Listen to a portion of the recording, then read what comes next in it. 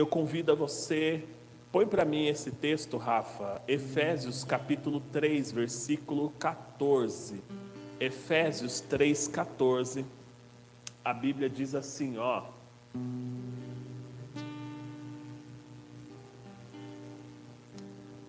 Por causa disso, me ponho de joelhos perante o Pai de nosso Senhor Jesus Cristo.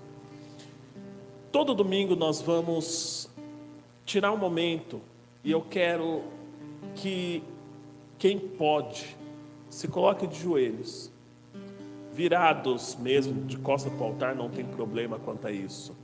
Mas que você se ponha de joelho, primeiro, para agradecer e depois por alguma causa, como o texto está dizendo. Por esta causa, por causa disso, me ponho de joelhos perante o Senhor. Porque muitas vezes nós nos prostramos diante de tantas coisas nos nossos dias. Às vezes são lutas, dificuldades, aflições, tantas situações que tentam vir de impacto contra a nossa vida e a gente acaba intencionalmente, né? A gente acaba se prostrando diante dessas coisas. Mas hoje, a partir de hoje, o nosso prostrar será diante do Deus Pai de nosso Senhor Jesus Cristo. E eu tenho a certeza que muitas maravilhas Deus vai fazer. Então, a partir de hoje, todos os domingos, nós vamos tirar um tempo para nos colocar de joelhos, a agradecer e a colocar a nossa causa. Seja pessoa, seja situações, seja o que for. Primeiro você agradece, depois você coloca diante dele aquilo que precisa ser resolvido. Amém? Se você pode, então se coloca de joelho, em nome de Jesus. Não tem problema em você virar para o altar, ficar de costas para o altar. Você está na casa, na presença de Deus. E Senhor, nós nos apresentamos a Ti nesta manhã, nós nos colocamos diante da Tua face, ó Pai. Senhor, primeiramente para agradecer ao Senhor por estarmos aqui, agradecer ao Senhor por ter chegado aqui, Pai. Primeiramente nós Te agradecemos, muito obrigado. Muito obrigado por ter nos conduzido, muito obrigado, Senhor, por ter conduzido a nossos dias, as nossas semanas, ó Pai. Muito obrigado, Senhor, pelo ar que nós respiramos, por ter levantado nesta manhã, Pai, de domingo, da nossa cama, Pai. Ah, Senhor, pelo convívio com a nossa família, pelos nossos filhos, pelos maridos, as esposas, Pai, nós clamamos a Ti, pelos pais, pelas mães. Senhor, nós clamamos e Te agradecemos, ó Deus, porque se estamos aqui nesta manhã, é porque o Senhor assim, meu Deus, tem nos dado essa oportunidade. Se estamos aqui nesta manhã é porque assim o Senhor tem, meu Deus querido, que nós estivéssemos aqui, ó Pai. Ah, o Senhor achou necessário, meu Deus, na palma das Tuas mãos colocar mais um dia de vida para nós. Na palma das Tuas mãos escrever, Senhor, mais um dia de vida para os nossos seres, para os nossos corpos, meu Deus, para os nossos dias, ó Pai. E nós Te agradecemos, meu Deus, porque o Senhor é o dono da vida. O Senhor é aquele que dá a vida e é aquele que tira a vida.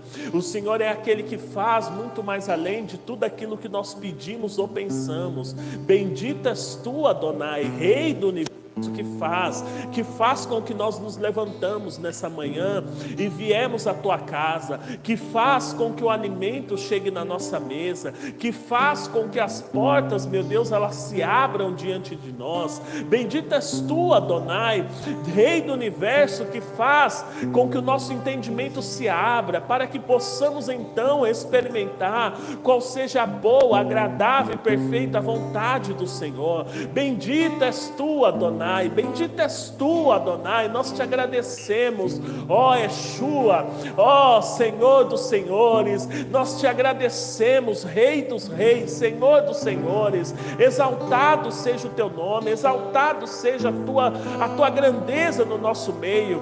E como diz o texto de Efésios, por esta causa nós nos colocamos de joelhos, ó Pai. Causas esta, meu Deus, que nós precisamos do auxílio do Senhor. Nós precisamos, meu Deus, Deus, da manifestação do Teu Espírito. Causa estas, meu Pai, que às vezes, meu Deus, estamos perdendo, meu Deus, o controle, estamos perdendo a direção, estamos perdendo, meu Deus, a noção do que fazer. Pai, mas vem, Senhor, e ajuda-nos, ó Pai. Socorre, Senhor, porque a Tua palavra diz que socorreu a um eleito, a um escolhido entre o povo. Então, Senhor, olhe para nós, olhe para a causa desse meu irmão, olhe para a causa dessa minha irmã. Senhor, olhe para a causa desse meu filho, dessa minha filha espiritualmente. Senhor, em nome de Jesus, Senhor, e responde às orações que estão sendo feitas neste lugar. Responde, meu Deus, às orações que estão sendo colocadas aos céus nessa manhã. Senhor, responde, meu Deus, o clamor deste coração. Pai, cura os enfermos, cura os necessitados, Pai. Traga liberdade, meu Deus, àqueles que estão cativos, aqueles que estão presos a um sentimento, aqueles que estão presos, meu Deus, a uma doença, aqueles que estão presos, meu Deus, a um leito de hospital, aqueles que estão presos, meu Deus, numa prisão, numa cadeia. Senhor, liberta, Pai, liberta, meu Deus, aqueles que estão presos emocionalmente, Pai, no meio de depressões, no meio, meu Deus, de aflições na mente e no coração. Senhor, em nome de Jesus, nós clamamos a Ti nesta manhã, nós colocamos de joelhos, ó Pai, a clamar pela nossa causa, porque sabemos que estamos falando diretamente ao Deus Pai de nosso Senhor Jesus Cristo. Estamos falando diretamente ao Deus Pai de nosso Senhor e Salvador Jesus Cristo, e sabemos, ó Pai, que as obras do inferno, meu Deus, elas não prevalecerão contra nós. Em nome de Jesus nós repreendemos as assolações, meu Pai, as atmosferas satânicas, meu Deus, contra a nossa casa, contra a nossa família, contra os nossos entes queridos, contra os nossos negócios, contra a nossa mente, o coração, contra os nossos corpos. Em nome de Jesus, demônios, ouça a nossa voz nesta manhã e bata a sua retirada. Solte das nossas casas, solte das nossas famílias, solte dos nossos salários, da nossa empresa. Solte, solte, solte as suas mãos imundas daquilo que você tem colocado. Em nome de Jesus nós clamamos a Ti. Obrigado, Jesus, porque sabemos que o Senhor é o Deus que socorre aqueles que o clamam, aqueles que o buscam. Em nome de Jesus, amém. Graças a Deus. Pode se colocar de pé, em nome de Jesus. Aleluias. Vamos aplaudir ao Senhor Jesus. Glória a Deus. Podemos assentar em nome de Jesus. Então, todo domingo nós tiraremos esse tempo para agradecer e para colocar as nossas causas diante do Senhor. E eu tenho a certeza que Deus ele vai fazer muita coisa aqui nesta manhã, em nome de Jesus. Muito bem-vindo a todos. Vamos entrar na mensagem. Hoje é o último dia que eu quero estar falando sobre as portas. Hoje é o último dia, nós tiramos esse janeiro para falar sobre as portas que Deus ia abrir. E hoje é o último dia, o último culto que eu quero estar falando sobre isso, tá? Então abra a sua Bíblia no livro de Primeira Carta de Paulo ao povo de Corinto, capítulo 16, versículo 9. 1 aos Coríntios, capítulo 16, versículo 9, tem sido a nosso ponto de partida, tem sido nosso ponto aqui da mensagem de hoje e de todos esses dias. Diz assim: porque uma porta grande e eficaz se me abriu, e há muitos adversários. Uma coisa que nós precisamos entender, que toda vez que existe uma porta de Deus aberta para nós, sempre terá os adversários. Toda vez que Deus ele pretende abrir uma porta para você, para mim, para nós, teremos que enfrentar alguns adversários. E eu já disse aqui que às vezes esses adversários, eles não são adversários pessoas, situações externas, mas são situações às vezes internas. Porque eu já falei que o maior adversário que você tem não é as pessoas que cercam você, mas são os seus sentimentos. Esse é o maior adversário que você tem. Porque muitas vezes você tem sentimentos, pensamentos de tipo, não dá, não posso, não consigo, não vai dar certo. E esses sempre serão os maiores adversários para tudo aquilo que Deus ele tenta e vem implementar sobre a sua vida. Mas também existem os adversários que o quê? Que tentam se opor diante daquilo que Deus está estabelecendo, diante daquilo que Deus está fazendo. Acabou o fundo? E Deus, ele, como você pode ver no Evangelho, a Bíblia diz assim, que Jesus, ele ordenava aos discípulos, entra no barco e atravessa para o outro lado. Entra no barco e vai para outra margem. E toda vez que tinha uma ordem de Jesus, acontecia algo muito interessante, que se levantava sempre uma tempestade, uma adversidade. Porque toda vez que você está no comando de Jesus, vai se levantar espíritos opositores para tentar te impedir de alcançar aquilo que Jesus tem para você. Toda vez. Toda vez que você, Jesus te der uma ordem, vai haver espíritos que se levantarão para tentar te impedir.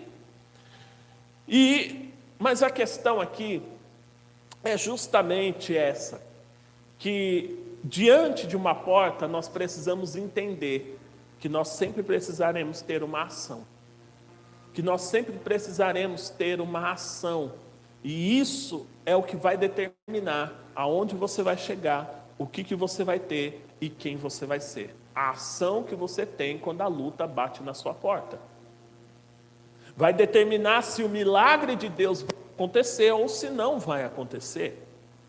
Vai determinar se a ação de Deus ela vai entrar e vai agir ou não vai agir. E nós precisamos entender isso, que a minha atitude, ela pode ser uma atitude de desfrutar da porta que Deus vai abrir, ou eu posso só ver a porta que Deus vai abrir. E é o que eu quero falar com você hoje. A porta que Deus abre, mas você só vê.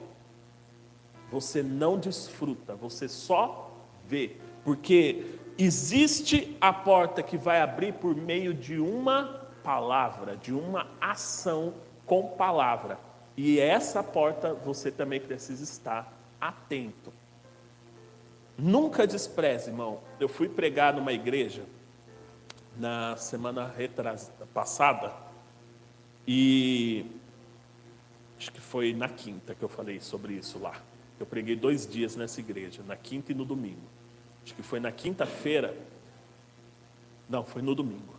Eu falava o seguinte no domingo com eles, que para não desprezar uma palavra que saia do altar,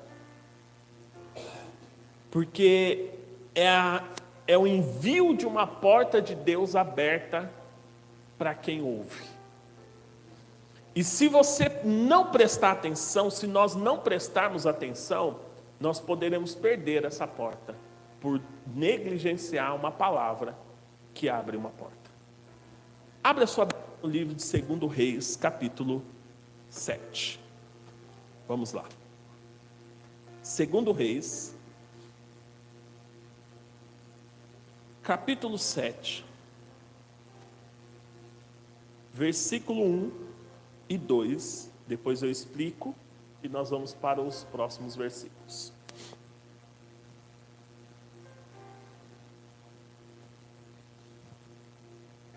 Quem achou, diga Moriá.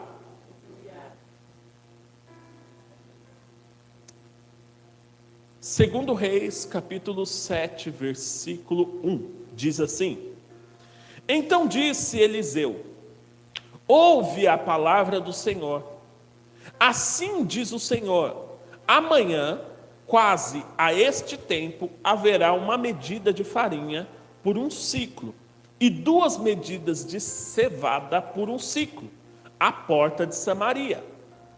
Porém, um senhor em cuja mão o rei se encostava, respondeu ao homem de Deus e disse: eis que ainda que o Senhor fizesse janelas nos céus, poder-se-ia fazer isso? E ele disse: eis que o verás com os teus olhos, porém disso não comerás. O que estava acontecendo aqui nessa época? Acontecia o seguinte: a cidade de Jerusalém, Israel, tinha sido cercada pelos inimigos, ao ponto de começar a faltar muita comida, ao ponto de começar a vir uma seca, porque eles tiveram que fechar as fontes de água para que os inimigos não conseguissem se hidratar. Enfim, começou a ficar totalmente isolada a cidade.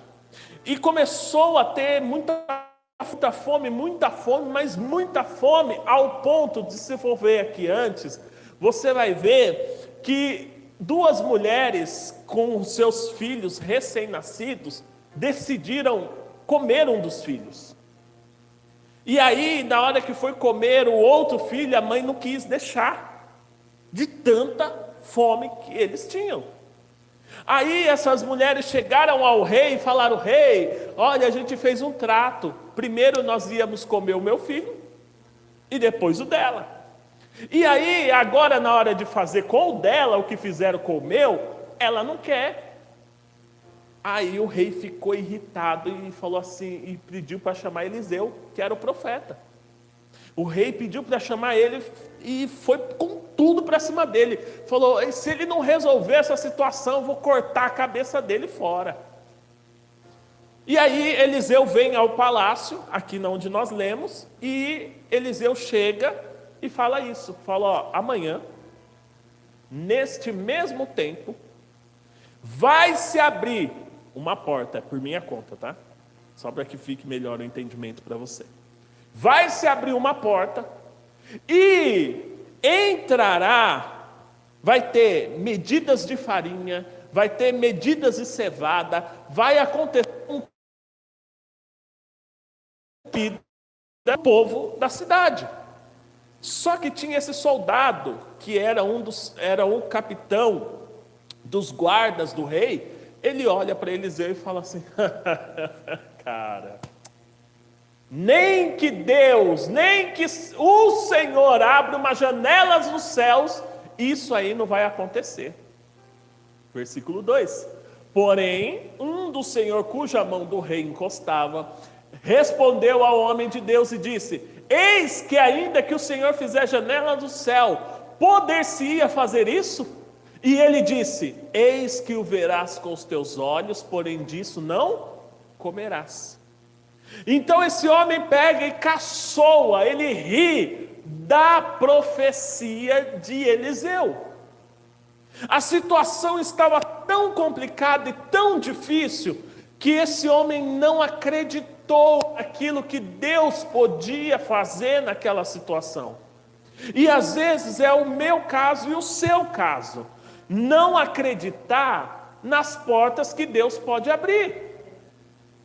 Nós precisamos entender que quando existe algo de Deus, irmãos, se você não confiar, você pode apenas ver essa porta se abrindo e você não desfrutar. O profeta falou: cara, vai abrir uma porta amanhã. Amanhã essa situação vai ser revertida. Amanhã essa situação vai ser mudada. Amanhã acabou com a fome no meio de Israel. Acabou com a fome no meio do povo. Aí esse homem simplesmente olha e fala: não é possível. Não vai acontecer. É impossível. E quantas vezes você e eu deixamos de desfrutar de uma porta que Deus abriu, porque nós não acreditamos no que Deus estava fazendo? Quantas vezes nós não deixamos de acessar uma porta que Deus estava colocando diante de nós, porque nós deixamos de crer e confiar naquilo que Deus tinha para fazer. É como as pessoas que às vezes nós falamos, crê no Senhor Jesus e será salvo tu e a tua casa, e a pessoa fala, é só Bíblia, é história bonita, é conto de fada. É uma porta para a sua casa, para mudar a situação da sua família, e que se você crê, a sua família, não só você, mas você e a sua família será acessada e as coisas vão mudar. Só que se você não crê, você nunca vai desfrutar disso.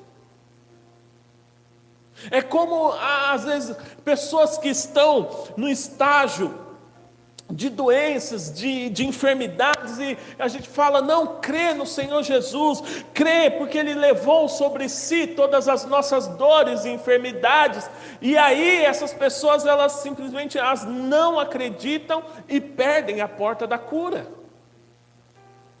Como pessoas que nós falamos, não seja infiel ao altar, porque a sua infidelidade com o altar, ela vai gerar complicações financeiras para você, e a pessoa não acredita e depois não consegue acessar a porta da prosperidade.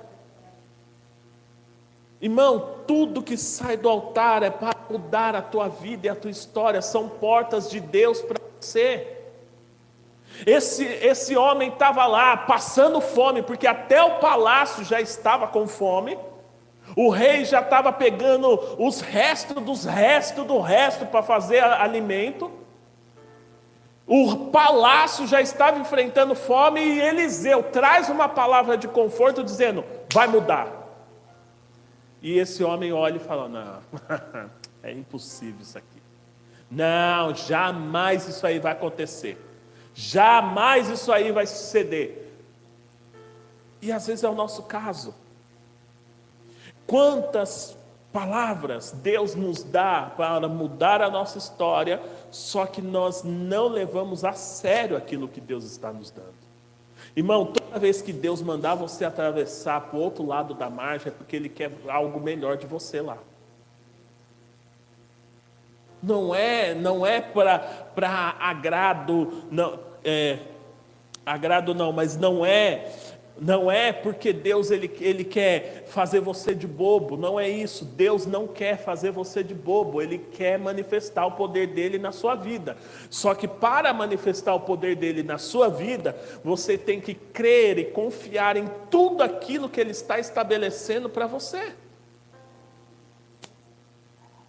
Então, precisamos entender isso. Aí esse homem vem e fala, jamais, isso aí não vai acontecer não. Onde já se viu? Hoje a gente está numa fome extrema, amanhã vai ter comida? Hoje nós estamos passando uma dificuldade que estão até matando os filhos já, as mulheres lá acabou de matar os filhos para comer e amanhã vai ter comida? Como isso? Jamais isso vai acontecer. Aonde? Lá no interior onde eu fui, lá se fala capai. Capaz, de capaz. Só que lá fala capai. Capai mesmo. Quando a pessoa não acredita, ela fala capai mesmo. Quase isso. Vocês estamos declarando isso. Capaz que vai acontecer. Imagina, jamais, né? Ai. Só no sonho. Tem pessoas que eu escuto falando só em sonho. Mas olha só, toda vez que Deus ele envia um profeta anunciar uma palavra para você, é porque Deus quer fazer algo na tua vida. Versículo 15. Aí, só antes de nós começarmos a ler, para você entender. Acontece o seguinte. Havia 3 leprosos que estavam do lado de fora da cidade, porque eles não poderiam habitar dentro da cidade estando leprosos. Aí o que acontece? A Bíblia diz que esses 3 leprosos, eles estão lá, morrendo também de fome, e de lepra ainda. Só que acontece o seguinte, um olha para o outro e fala assim, cara, a gente está morrendo. O outro fala, é verdade, então mesmo. Se a gente ficar aqui, a gente vai morrer, por causa da lepra. Se a gente tentar entrar na cidade, a gente vai morrer de fome, porque na cidade também não tem comida. Vamos, quem sabe, vamos ao arraial dos Círios, que eram os inimigos. Vamos lá, e quem sabe eles não hajam de compaixão com a gente e nos dê um pouco de comida. Quem sabe eles não hajam de compaixão com a gente e nos dê um pouco de alimento. Vamos lá, porque se a gente ficar aqui, já viu aquele termo? Se ficar o bicho pega, se correr o bicho come. Eles estavam nesse dilema. Se ficar aqui a gente morre por causa da lepra e com fome. Se ir para a cidade a gente morre de fome, porque a cidade não tem comida. O único lugar que pode ser que haja uma esperança para nós é no arraial dos Círios, mas eles também podem querer nos matar. Morrer por morrer, vamos morrer tentando. E foi o que eles decidiram. Vamos lá.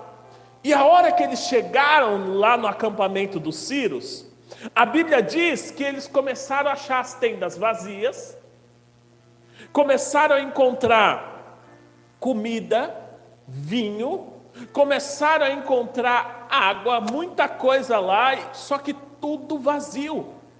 Porque Deus tinha agido naquela madrugada com um terremoto.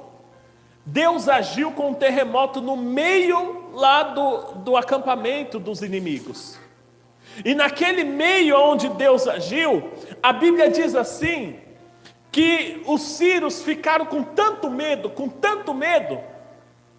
os sírios ficaram com tanto medo, mas tanto medo, que eles falaram, nossa, o povo de Israel contratou mais soldados, eles contrataram outros reinos para vir contra nós, agora vamos fugir, porque Deus estremeceu a terra e eles acharam que os israelitas estavam indo contra eles.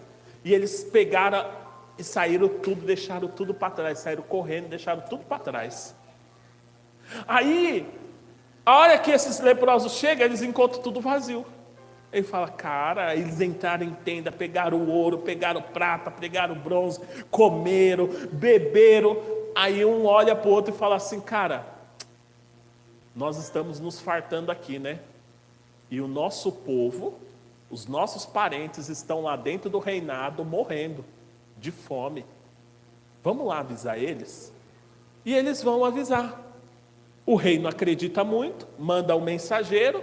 Na hora que o mensageiro chega na situação, o mensageiro olha e fala, verdade, os sírios foram embora. Ele volta e anuncia para o povo do reino. Aí, versículo 15. Diz assim, e foram após ele até o Jordão, e eis que todo o caminho estava cheio de roupas e de aviamentos que os sírios,